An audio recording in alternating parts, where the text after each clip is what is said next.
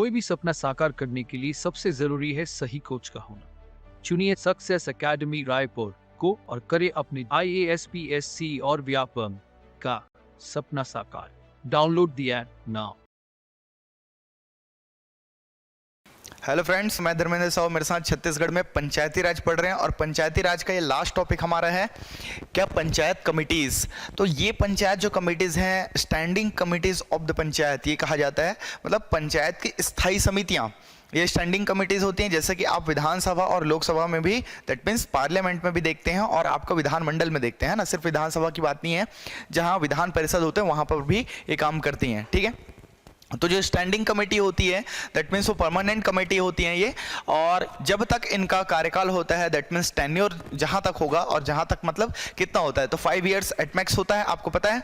तो वहाँ तक ये कमिटीज़ जो है वो काम करती है और इन्हीं कमिटीज़ के हेल्प से पंचायत जो है अपना काम करते जाती है। ठीक है, इसमें हमने देखा था कि अगर हम बात करें तो ग्राम पंचायत को थोड़ा सा अलग हट के देखना है, क्योंकि ग्राम पंचायत में आपका ग्राम सभा का बहुत बड़ा रोल होता है। ठीक है, ग्राम पंचायत अगर हम बोले हैं तो यहाँ पर जैसे कोई भी पंचायत की बात करते हैं तो सरपंच, उप सरपंच और पंच लोग ही आते हैं, लेकिन ग्राम सभा एक बड़ा टर्म हो जाता है, क्योंकि उसमें सारे के सारे जितने भी गांव में जिनकी लिस्टिंग जो है, मतलब वोटिंग लिस्ट पे नाम हो, ये सब के सब ग्राम सभा के सदस्य होते हैं। ठीक है, ग्राम सभा जो है अपने आप में इंपॉर्टेंट है, और जितने भी डिसीजंस होते हैं ना वो ग्राम सभा के बैठक पे होती है, मीटिंग में होती है, न कि पंचायत में सरपंच पंच लोग अपने से डिसाइड कर लें, ऐसा नहीं होता है। इसी वजह से ग्राम सभा का जो है बहुत ज़्यादा अथॉरिटी जो वो दिया गया है। ठीक है, अगर मैं बात करूं ग्राम सभा की, ये स्टैंडिंग कमेटी कहलाते हैं इंग्लिश में, है ना, स्थायी समितियां जो है, इसमें 5, पहले ये 3 थे, अब ये 5 हो चुके हैं। पहले कितने थे? 3 थे, लेकिन 2004 से ये हो सकता है आपसे पूछ ले। ठीक है, मैं बात कर रहा हूं बिफोर 2004, दैट मीन्स 2004 में ये अमेंडमेंट हुआ था। ये कितना था? 3 था। नाउ कितना है अभी? ये 5 है। तो पहले 3 था। बहुत सारे किताबों में आजकल आप लोग पढ़ते होंगे 3 से 5 समितियां होती थी, लेकिन 3 समितियां जो है वो 2004 से पहले थी, इसको सीधा सीधा 5 कर दिया गया है। ठीक है, वैसे ही आपका यहाँ पर 2004 से ये क्या हो गया, 7 कमिटीज जो है वो काम करती है। इसमें अगर मैं बात करूँ तो 2 चीजें मोस्ट इंपॉर्टेंट है जो मैं लास्ट वीडियो में बता चुका था कि फर्स्ट और सेकेंड वाला ये बहुत ज्यादा इंपॉर्टेंट है। ठीक है, सामान्य प्रशासन या जनरल एडमिनिस्ट्रेशन जो कमेटी है, इसमें मैंने इंग्लिश में फुल लिखा है और इसमें आपको हिंदी में फुल लिखा है, तो आप लोग देखिए मैच कर लीजिएगा, दोनों सेम है। सामान्य प्रशासन है ना, इसको छोटा लिख दिया मैंने, और जनरल एडमिन ये लिख दिया, तो जनरल एडमिनिस्ट्रेशन कमेटी इंग्लिश में। सामान्य प्रशासन जो समिति है, इसका जो अध्यक्ष होगा, इसका जो हेड होगा, सभापति होगा, प्रेसिडेंट होगा, वट जो भी आप कह लें, चेयरमैन बोल लीजिए, वो कौन होंगे? तो ये सरपंच होगा बाय डिफॉल्ट। ठीक है, यही अगर हम जिला और जनपद में देखें तो बाय डिफॉल्ट कौन होगा? जो जनपद या जिला का अध्यक्ष होगा वही सामान्य प्रशासन समिति का क्या होता है, उसका चेयरपर्सन होगा, मतलब उसका सभापति होगा, बाय डिफॉल्ट होगा। सेम पहला वाला ये समझ में आ गया, फर्स्ट वाला। ठीक है, बहुत ज्यादा इंपॉर्टेंट है, ये बार बार पूछता है। ठीक है, यहां पर अध्यक्ष होगा, that means head of the जनपद या जिला पंचायत। यहां पर head of the gram panchayat कौन है भाई? सरपंच है। इसी वजह से यहां पे सामान्य प्रशासन समिति का जो अध्यक्ष होगा, सभापति होगा, वो कौन होगा? आपका सरपंच होगा। सेकंड में याद रखना जो शिक्षा समिति है, ठीक है, यहां पे भी शिक्षा समिति है, एजुकेशन वाला, तो शिक्षा के साथ स्वास्थ्य और समाज कल्याण जो है वो जुड़ा हुआ है। किसके? आपके ग्राम पंचायत कमेटी में। इसका बाय डिफॉल्ट कौन होगा? तो उप सरपंच ही इसका अध्यक्ष होगा। ठीक है, उप सरपंच, इसको याद रखना। ठीक है, ये सरपंच, क्योंकि सबसे पावरफुल समिति हो जाएगी, बाय डिफॉल्ट होगा। ठीक है, और यहां पर हम देखें तो ये कौन होगा? इसका जो अध्यक्ष होगा यही होगा, अध्यक्ष, और यहां पर उपाध्यक्ष जो जिला पंचायत का, ठीक है, या फिर उपाध्यक्ष, ठीक है, जनपद या जिला पंचायत का जो उपाध्यक्ष होगा वही शिक्षा समिति का क्या होगा? सभापति होगा। इसको याद रखें। ठीक है, देखिए 2 चीजें हैं, दोनों में थोड़ा सा अंतर है। यहां पर ग्राम सभा अगर बोलो तो मेंबर्स बढ़ जाते हैं।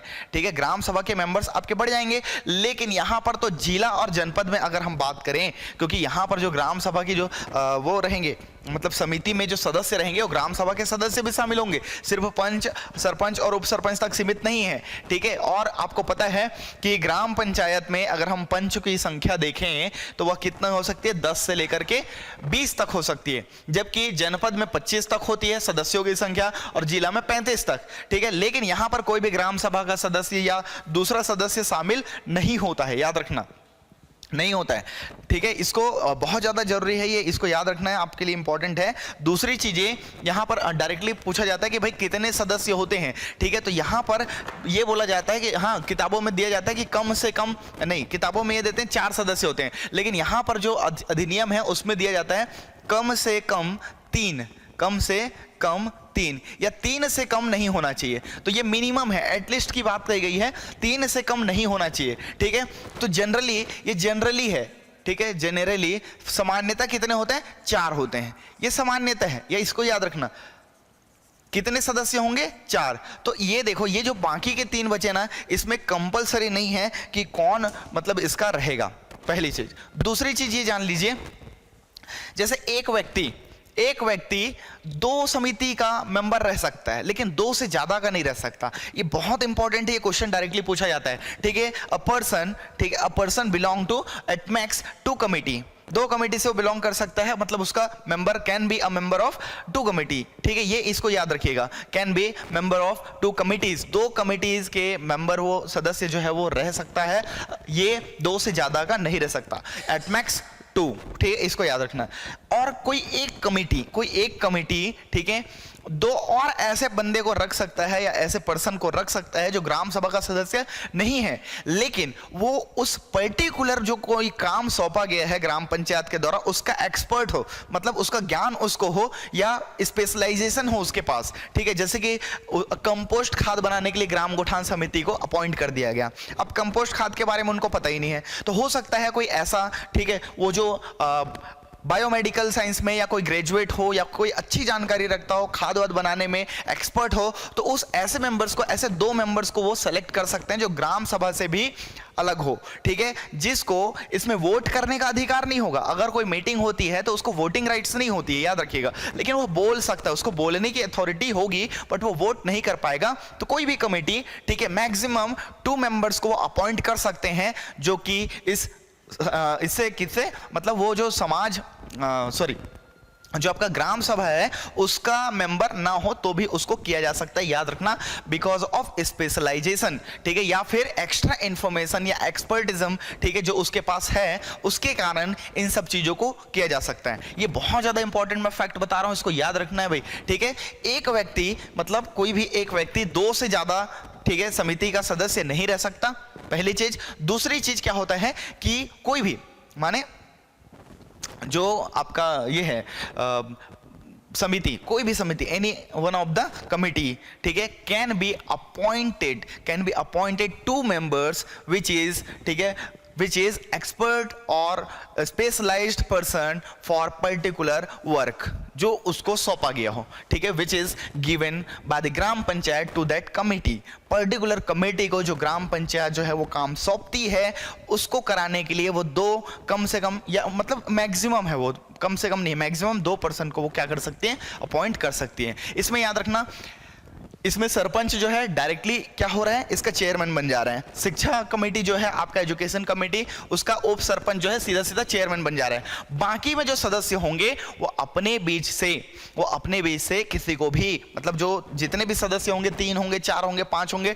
वॉटेवर, इसमें कम से कम 3 की बात कही गई है, ठीक है, तो वो क्या किया जा सकता है, उसको सेलेक्ट किया जा सकता है। ये बहुत ज्यादा इंपॉर्टेंट है, याद रखने वाली चीजें हैं, ठीक है। और ये पहले 3 कमेटी थे, 2004 से इसको 5 कर दिया गया, ये बड़ा इंपॉर्टेंट पॉइंट है, याद रखना, ठीक है। अब मैं बता रहा हूं जो एक मोस्ट इंपॉर्टेंट पॉइंट है जो मैं अलग से लिख करके रखा हूं, इसको याद रखिएगा, ठीक है।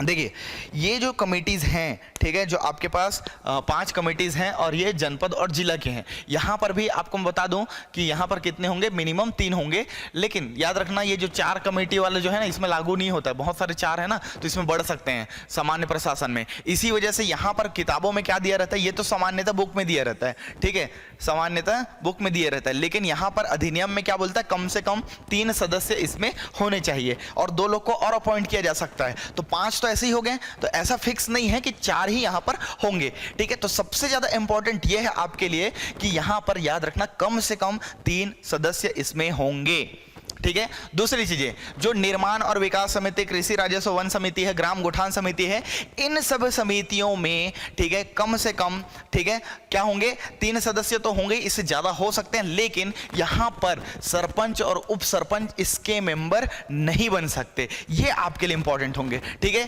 क्या होगा, एक और मोस्ट इंपॉर्टेंट फैक्ट है, सरपंच और उप सरपंच इसके मेंबर्स नहीं होंगे, सदस्य नहीं होंगे।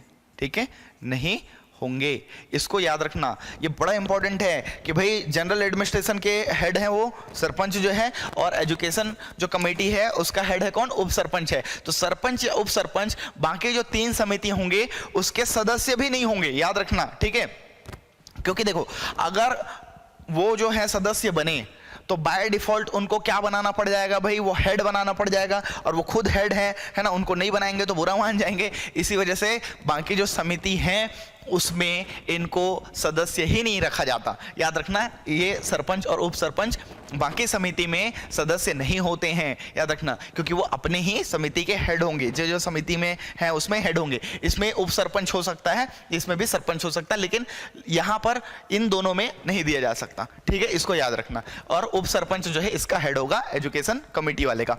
सेम यहां पर देखिए, जनरल एडमिनिस्ट्रेशन है, अध्यक्ष हो रहा है, ये एजुकेशन वाला है, उपाध्यक्ष हो रहा है, बाकी में अध्यक्ष और उपाध्यक्ष सदस्य नहीं होंगे। ठीक है, एक चीज। दूसरी सबसे इंपॉर्टेंट चीजें मैंने बताया था कि जो आपका विधायक है या फिर आपका सांसद है वो बाय डिफॉल्ट पदेन सदस्य होते हैं, किसके, जनपद जिला पंचायत के। ठीक है, तो ये आपके लिए बड़ा इंपॉर्टेंट है। अगर देखो, अगर ग्राम पंचायत है, ग्राम पंचायत में अगर कोई विधायक अगर आता है तो सारी समितियों का वो सदस्य बाय डिफॉल्ट बन जाएगा, पदेन सदस्य होगा। ठीक है, याद रखना, विधायक की बात कर रहा हूं मैं, है ना, अपन सांसद की बात नहीं कर रहे हैं। विधायक अगर कोई ग्राम पंचायत से है, ठीक है, ग्राम पंचायत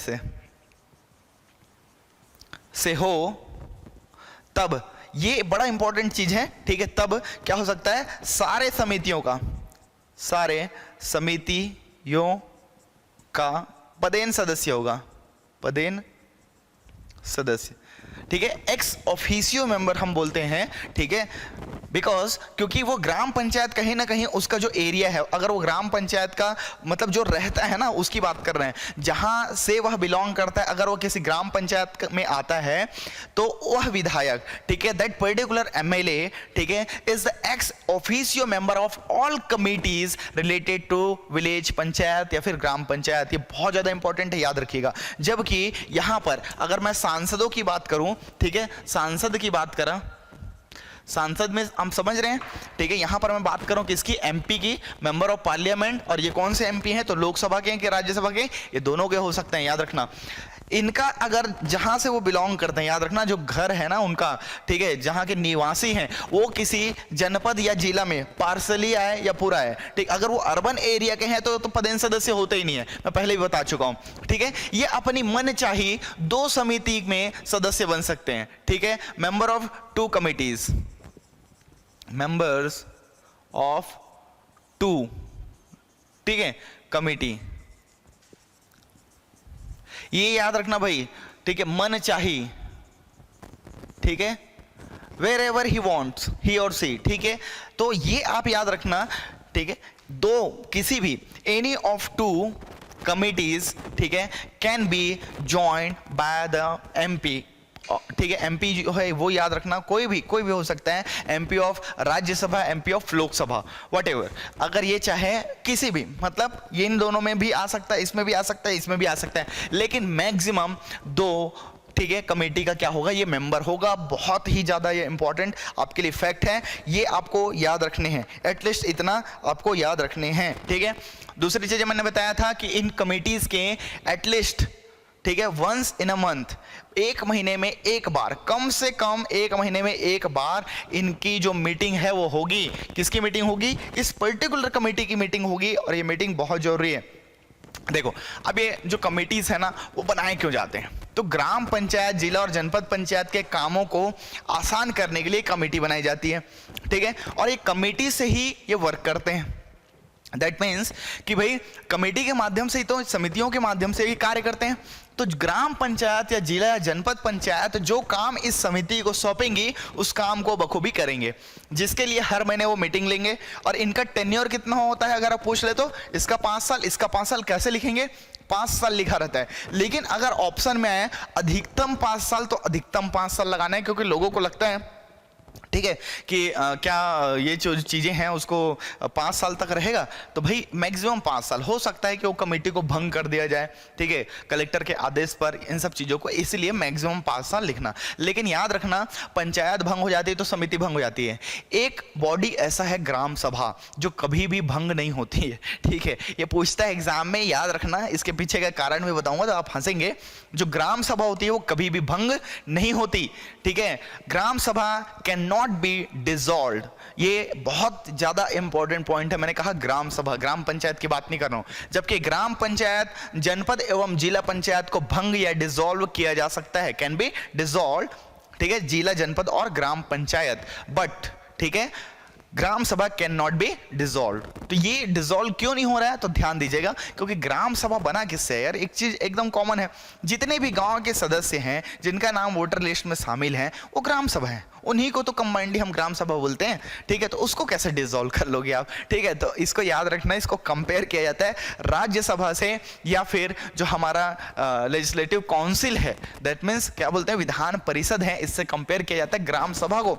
इसलिए ग्राम सभा को बहुत अथॉरिटी है, ठीक है। ग्राम पंचायत के बहुत सारे काम में ना ग्राम सभा का रोल है, ग्राम सभा की मीटिंग ही होती है, तब जा करके वहां पर डिसीजन लिए जाते हैं। इसी वजह से याद रखना कि ग्राम सभा कभी भी डिसॉल्व या फिर उसका भंग उसको नहीं किया जा सकता। लेकिन ये कमेटी जो है इसमें सदस्य होते हैं, तो कमेटी जो है भंग हो जाती है। तो इसको याद रखना, कभी भी टर्म पूछता है तो अधिकतम 5 साल बोलना है, ना कि 5 साल फिक्स होता है। भाई 5 साल फिक्स होता है तो भंग क्यों होगा, इस चीज को समझिए, ठीक है। और 5 साल बाद ऑटोमेटिक ये भंग हो जाती है, फिर नया इलेक्शन होता है, फिर नई बनती है। लेकिन टेन्योर, इसका कार्यकाल जो है वो पूछता है, तो किसी भी कमेटी का, किसी भी चीजों का टेन्योर जो है या कार्यकाल जो है वो 5 वर्ष होगा, इसको याद रखना है, ठीक है।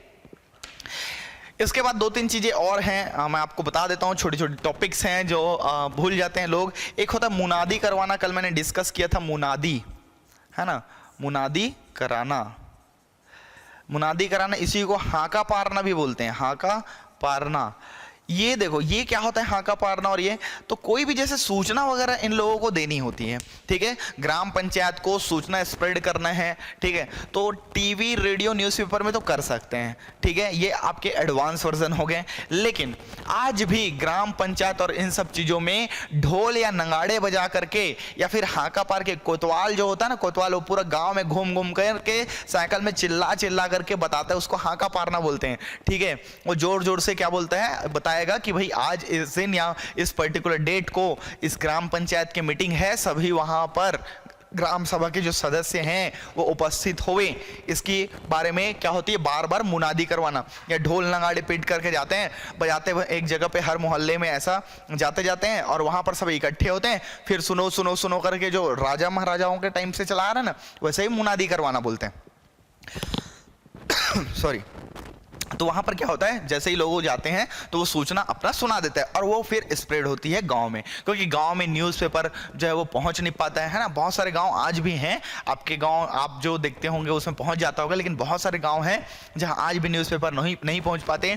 और टीवी वगैरह आजकल वो DTH तो आ गया है, लेकिन जरूरी नहीं कि सबके घर में वो हो, ठीक है। रेडियो वगैरह है, लेकिन सभी पढ़े लिखे नहीं होते, तो ज़्यादातर सुनते ही नहीं है, ठीक है, या फिर मनोरंजन के साधन के लिए उसको ज़्यादातर यूज़ करते हैं, इसी वजह से, ठीक है। हाँ, और क्या तरीके हैं इसमें करवाने के, तो जो ग्राम सचिव है उसका कार्य होता है कि जगह जगह पर, या ग्राम पंचायत के जो भूमि रहेगी, जो बिल्डिंग्स होंगी, स्कूल वगैरह होंगे, वहां पर पोस्टर वगैरह चस्पा किया जाता है, चिपका दिया जाता है कि भाई इस दिन मीटिंग है, ग्राम पंचायत की जो भी सूचना है उसको चिपका दिया जाता है। रदर देन दिस, क्योंकि गांव के लोग ज्यादातर पढ़े लिखे नहीं होते हैं, इसी वजह से ये मुनादी जो है वो कराई जाती है। ये मुनदी नहीं है भाई, मुनादी है ना, ये गलती से मुनदी लिखा गया, मुनादी।